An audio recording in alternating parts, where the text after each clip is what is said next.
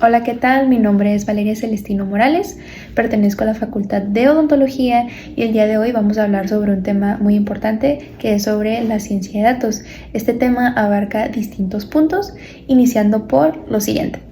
La ciencia de datos es un pilar fundamental en la sociedad digital actualmente, debido a que transforma grandes cantidades de información en conocimiento útil para la toma de decisiones. Su relevancia no solo depende de herramientas tecnológicas y métodos estadísticos, sino que también depende de una correcta gestación, almacenamiento y tratamiento ético. Por lo tanto, todo esto nos va a permitir comprender los tipos de datos, el flujo de datos, la obtención y almacenamiento de estos, además de sus principios éticos que deben de considerarse durante el ciclo de vida de estos. A continuación, todos estos puntos que hemos estado mencionando van a ser presentados. Los tipos de datos pueden clasificarse desde distintas perspectivas. Según su estructura, los datos pueden ser estructurados, semiestructurados o no estructurados. Los datos estructurados se organizan en tablas con filas y columnas, como ocurre en base de datos relacionales.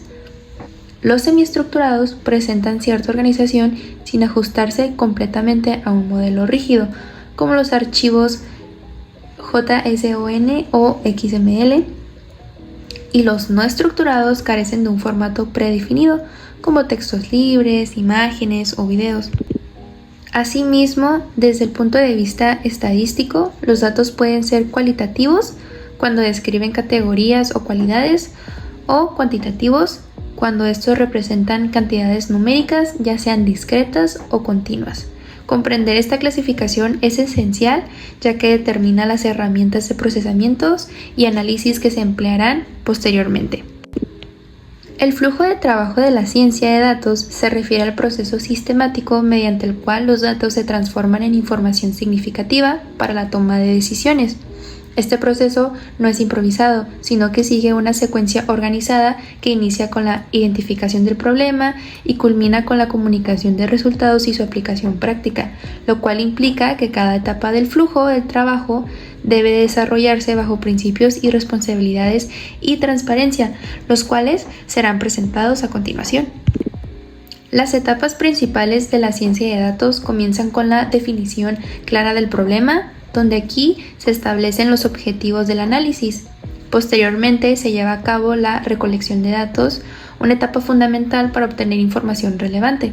Una vez recopilados los datos, deben de someterse a un proceso de limpieza y preparación, eliminando errores, inconsistencias o valores faltantes. Esta fase resulta crítica, ya que la calidad del análisis depende directamente de la calidad de los datos utilizados.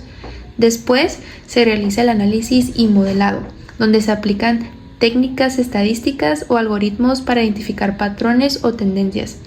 Finalmente, los resultados se interpretan, visualizan y comunican para apoyar la toma de decisiones fundamentadas.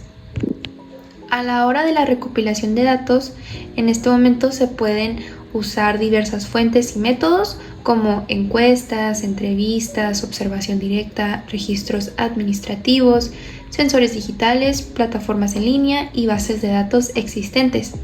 La elección del método depende del objetivo del estudio, del contexto y de los recursos disponibles. En entornos digitales actuales, gran parte de los datos se generan automáticamente a través de interacciones en línea, dispositivos móviles y sistemas automatizados. Los datos pueden encontrarse en múltiples formatos, lo que influye directamente en su procesamiento.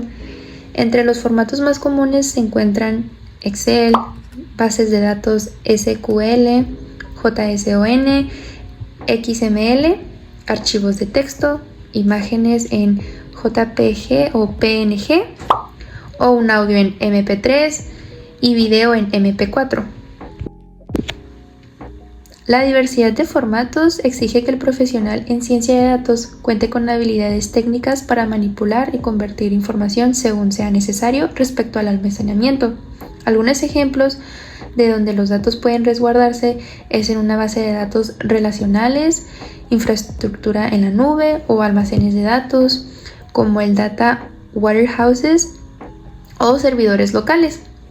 La elección del sistema de almacenamiento depende del volumen, la velocidad y la variedad de los datos, así como de las necesidades de seguridad y acceso. Es fundamental que el almacenamiento garantice integridad, disponibilidad y protección frente a accesos no autorizados.